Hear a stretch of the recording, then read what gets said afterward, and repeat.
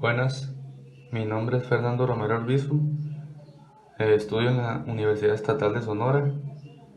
Estoy llevando la materia de circuitos en el grupo 02 y voy a explicar un ejercicio del tema que viene siendo Thevenin y Norton.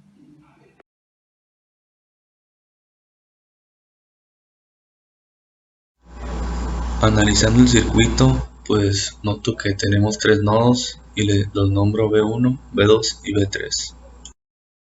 Entre el nodo B1 y B2 tenemos lo que es una fuente de voltaje, así que lo que tenemos es un supernodo, por lo que utilicé el método de supernodo.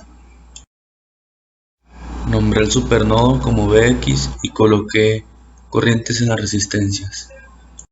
Normalmente se colocan las corrientes saliendo del supernodo.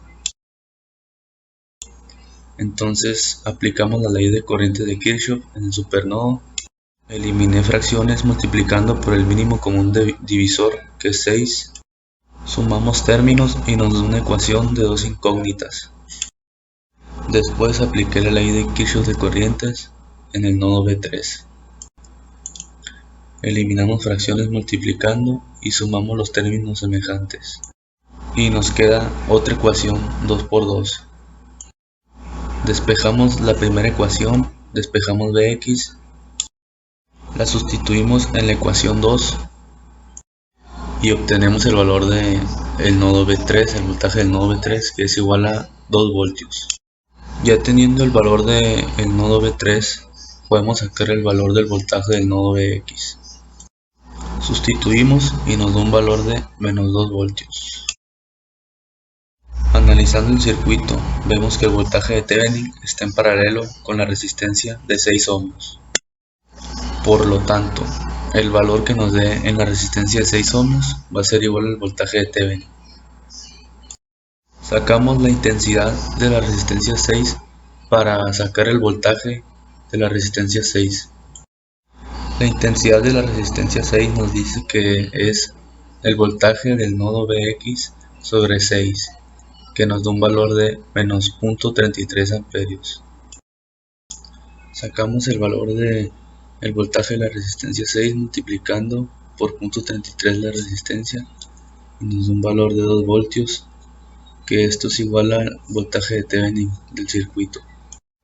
Entonces ya encontraríamos lo que estábamos buscando. Después sigue poner el circuito en corto para sacar la intensidad del corto y poder obtener la resistencia de Thevenin. Ponemos el circuito en corto y lo analizamos. Analizando el circuito vemos que la intensidad del corto está en paralelo con la resistencia de 6 ohmios. Por lo tanto, la intensidad de la resistencia de 6 ohmios es igual a 0. Entonces vamos a hacer como que no existe. Entonces, para comprender más o menos mejor el circuito, lo volvemos a escribir sin la resistencia de 6 ohmios.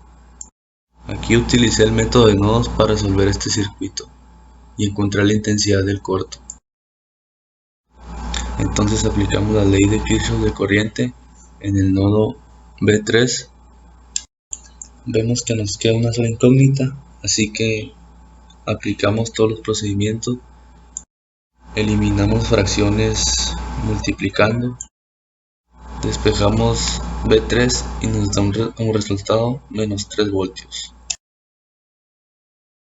Nos regresamos y vemos el circuito y vemos que la intensidad del corto es igual a la intensidad 2 que propusimos en las corrientes de las resistencias.